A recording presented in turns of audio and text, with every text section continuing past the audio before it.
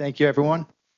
My name is Dave Avioli. I'm with Verizon, and in this presentation, I'm going to go over the use of open caching for device management.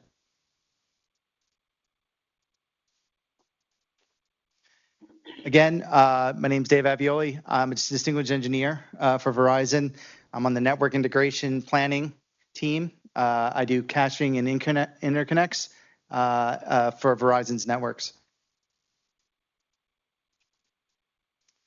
So for those who aren't familiar with open caching was developed within the Streaming Video Technology Alliance Open Caching Working Group. It was developed as a means to improve efficiency for the delivery of video streaming traffic. In an open caching network, the content is actually cached on a server that's deployed within the service provider network. The key to open caching is that it leverages the cooperation between the content provider, the content distribution network, and the service provider. The functional requirements and specifications for open caching can be found on the SVTA website. The Streaming Video Technology Alliance is a global technical association. Again, they're focused on solving the challenges of delivery of high quality video at scale. It is a neutral forum for education and collaboration, which leads to the creation of technical documents and software code. So why would you want to use open caching in your network? Well, let's examine from the perspective of a large service provider, why would you use open caching? Well, the challenge of video today is this traffic is coming across your network through your core to your edge and out to your customer. With open caching, it allows you to improve your video network traffic efficiency by moving that traffic off your backbone and localizing at the edge network. It allows you to invest less than on your core backbone network as a result. Also, a lot of content providers and a lot of CDN networks, they offer their own proprietary caches which you can deploy within your edge network. That could mean deploying multiple boxes to your edge network where power, space, and cooling is at a premium. So instead of using all these proprietary caches, you can use a single cache and deliver all of that traffic using that one server. So you're saving on space, power, and cooling in those offices. And lastly, like content delivery network, you can charge for these services because you can use a cache to deliver content on behalf of the content provider. For a small and medium service provider, the open cache gives you about the same benefits, but also a small and medium service provider usually doesn't have its own large public backbone network like a Verizon. So they're paying for internet transit costs. So open caching allows you to defer those costs. And again, it's a new source of revenue potentially for that small or medium service provider. And then lastly, let's look at the content provider or CDN. They want to use this because it allows to put their content within the service provider network, a location where previously they wouldn't be able to. In addition, it gives them another option for them to manage their multi-CDN. So they can choose a CDN or they can use a open caching network for the delivery of their content. And lastly, the quality of experience is better when using open caching because you put the content as close to the eyeballs as possible. In these two architectures is the traditional and open caching model. In the top is the traditional model. In this scenario, the content provider is delegating its content to an origin shield or an upstream CDN. In turn, content providers who typically use a multi-CDN strategy would then delegate that content to multiple CDNs that sit outside of the service provider network. That content just then is delivered into the peering, the core, across the edge, and then out to the access network, regardless of it being wireless or a fiber connection. In an open caching model, again, the content provider is delegating to an upstream CDN or origin shield. But at this step, a service provider cache controller is used. And the content is then delegated to a cache that is in the edge network that is close to the user. And from the edge network, that content is then delivered to the end user across the access network.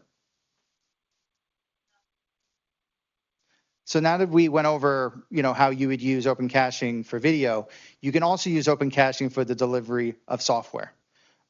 These software, for a couple examples, software downloads could be games, they could be office software, it could be firmware updates, app updates, it could be metadata, metadata such as guide data you have to push to set-top boxes repeatedly. Or it could be images. Say you have a screensaver where you're doing some advertising. Well, you can push those images down as well. Really, anything that is a payload that's common that you have to push at scale, you can use open caching. So here at Verizon, we're using open caching for doing home device management that are located at the customer premises. As you know, Verizon is a large service provider. We have approximately 11.5 million broadband connections and another 145 million wireless retail connections. We offer all sorts of on-premise devices, but to name the big three, you have home routers, network extenders, and set-top boxes. The objective for us for using open caching for device management is that we want to upgrade a very large number of customer devices located at the customer premises. We want to reduce the time it takes to do these firmware updates, and at the same time minimize hardware costs or CDN costs associated with these upgrades. In a traditional model, you would have something called a home device management server, and the sole purpose of this is to select the devices that you want to upgrade for that particular night's maintenance window, and you would then schedule those devices to wake up at that time. When the devices wake up, they'll then request directly from the firmware server to get their download. And then the download occurs, and then the firmware is applied to that device. Now, it could take multiple nights to accomplish this because you're very limited by the firmware server that you have, the max bandwidth out of that.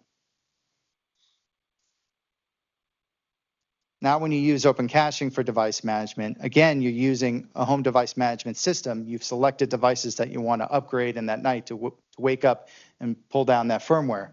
But instead of pulling directly from the firmware server, you're gonna pull from the open caching network. The service provider cache controller will decide where the nearest cache is for that customer and will direct the customer to that cache and the edge network. The cache will then pull down a copy from the firmware server and store it in the cache, and then relay that cache to the devices requesting the firmware update. Because you're leveraging all the open caching network, you're likely to complete this upgrade cycle in a single night. So here's an example of a typical software upgrade on a service provider network. So let's say that we have a 60 megabyte firmware update, and we have 2.4 million devices. Now, you've done your due diligence, and you've upgraded a couple of those devices, and everything looks really good. Now you're ready to upgrade all 2.4 million, all right? Now, you can only do your upgrade in the maintenance window because you don't want your customers to be aware that you're going to be power cycling their device for a firmware update. So you got about 6 hours to work with. You have one firmware server with a max bandwidth of 10 gigabits per second. And let's say that this service provider has approximately 400 open caching servers deployed in the network. Now, you can see with the graph below, this is an example when you're not using the open caching network. Because you're restricted by that firmware server bandwidth, you have to stay under the 10 gigabits cap. You can only do 400,000 devices in a single night maintenance window. So you have to spread this out to six nights, so really over a week of night work. Now, if you look at the graph above, this is an example with using open caching for device management. Now, you don't have that bandwidth restriction with the firmware server, so now you can do the 2.4 million devices updated in a single maintenance window.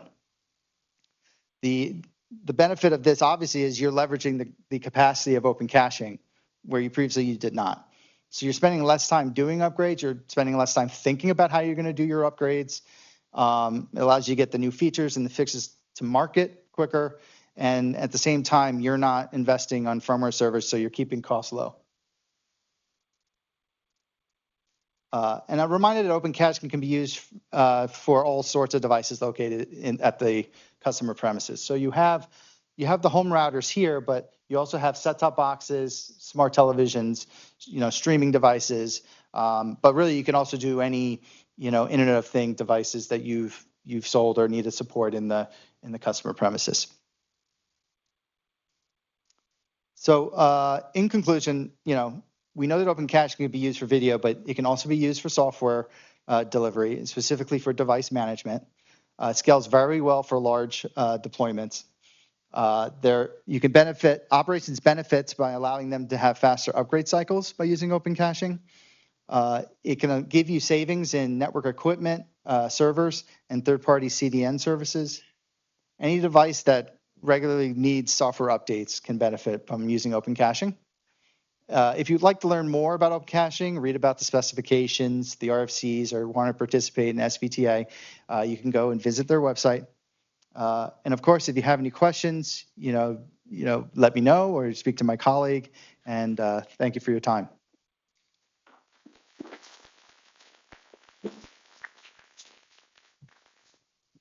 All right, any questions? No? All right. Oh, John, you got one? Hang on. Just so he doesn't feel left out, gotta ask one question. I guess I'd always assumed that there was some amount of caching in the edge anyway, just for web requests that, might be common. Is this different in that it allows, a purchaser of the service to push their stuff into the cache to make sure it caches well and that it sticks there? Or is there just not really edge caching that's generic anymore in the internet delivery? Yeah, so the question here was, how is caching done today? Is it get pushed there? Does it get requested? And, is it web traffic? Is it video and stuff like that? So a typical open caching network is based on the demand, right? So if you get a request from the customer, the request will get delegated to the open caching network. Open caching network will send you to a cache.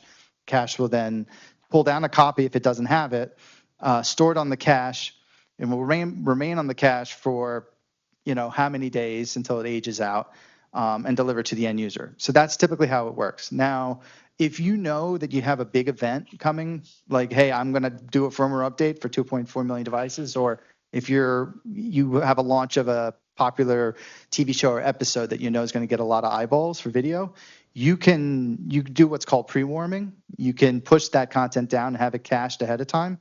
And then at that point, it's already on the cache. And that adds a little extra cache efficiency because you're not pulling down that initial burst of traffic down to get to your caches. All right, any other questions? No? All right, thank you very much.